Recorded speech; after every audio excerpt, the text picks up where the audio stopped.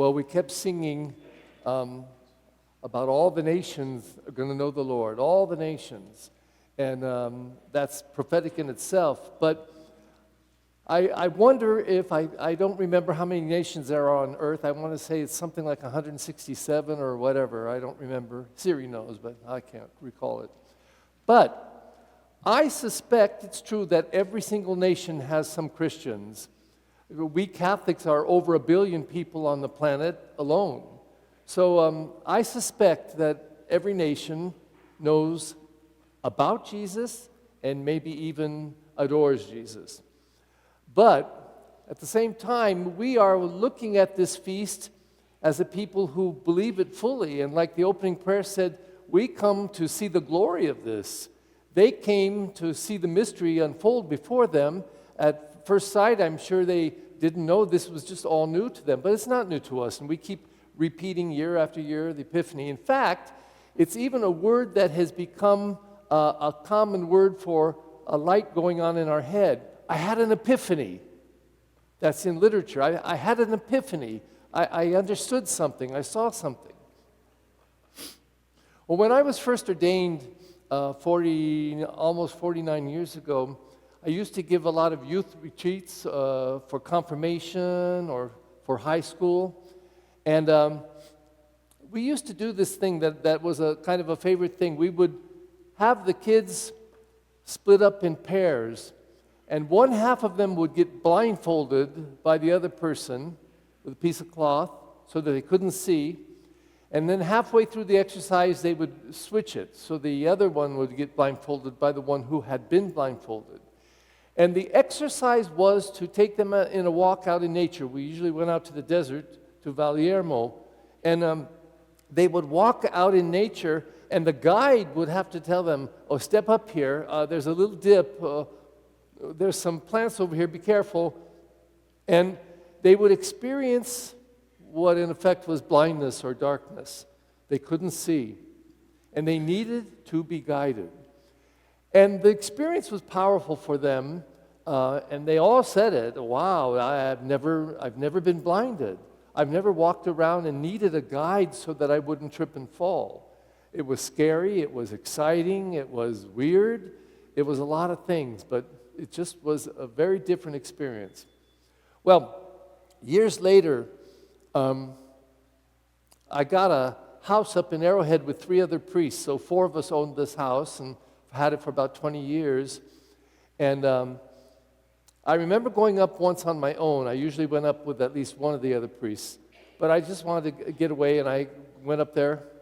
And there was a storm coming, so I thought I'd get there before the storm. I didn't expect it to be a big storm. Well, it was.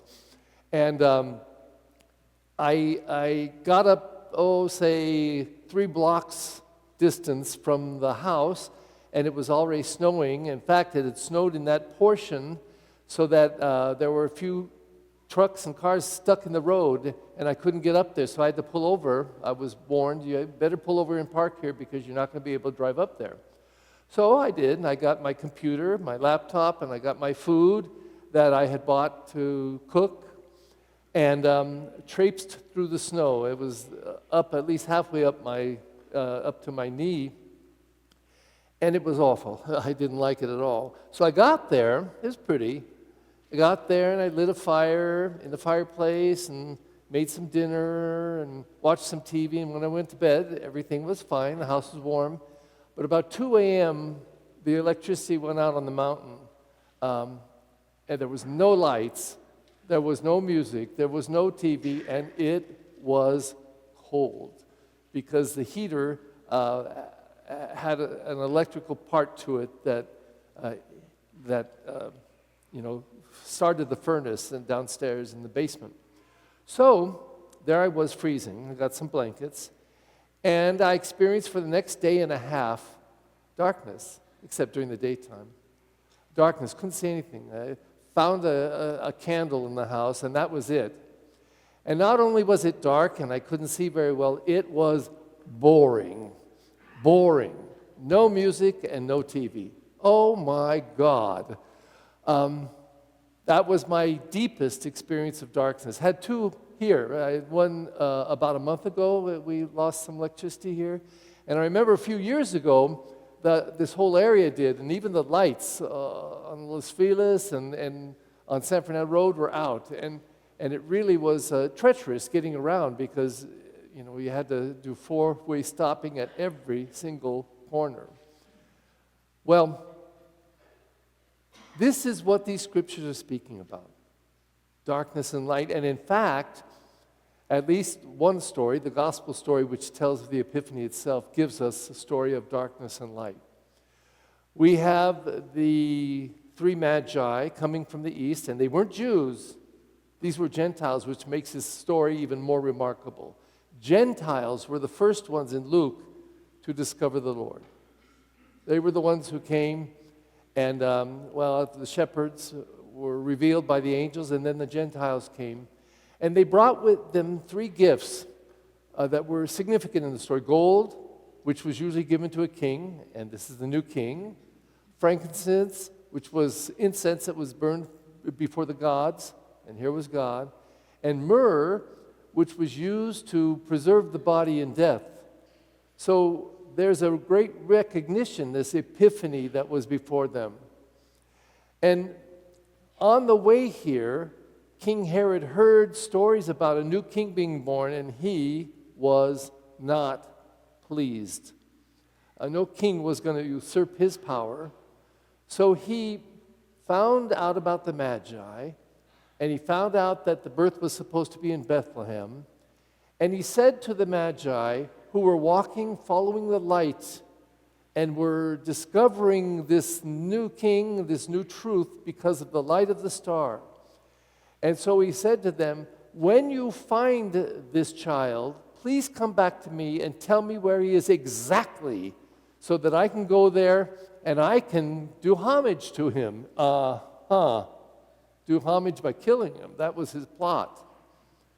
And so they said they would. They went and prostrated themselves. They recognized, at least in some way, who he really was.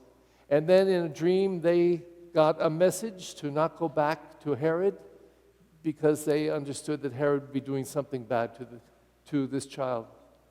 And here's where the darkness of the story comes in, because when Herod finds out that the Magi had not come back to him, had tricked him, so to speak, he sent out people to kill all the little boys 2 years and younger in Bethlehem and the surrounding regions. That is a story of darkness, even though the darkness had been penetrated by this new light. So what's it all mean to us? We know the story. Little children that come in here, the parents usually bring them up and point out Jesus. They love the manger. And in this church, which pleases me to no end, we get the full mystery, the full kerygma, as they say it.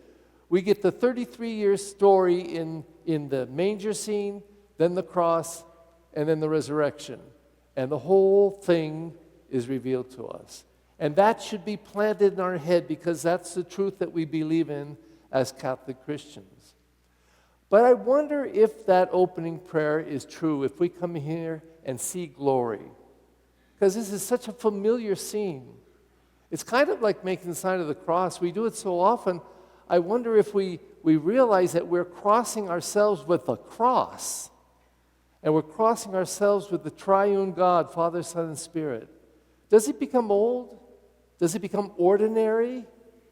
Does it lose its extraordinary nature? I'm not sure. But at least for a few weeks, we get to come and bask in the glory of the manger scene. And I do like, even though this is a mixture of Luke and Matthew, because the Magi are not in the Luke story, and the shepherds are not in the Matthew story. Just like at the cross, Jesus says different things in Matthew than he does in Luke. In Matthew, he says, "Oh God, my God, why have you forsaken me?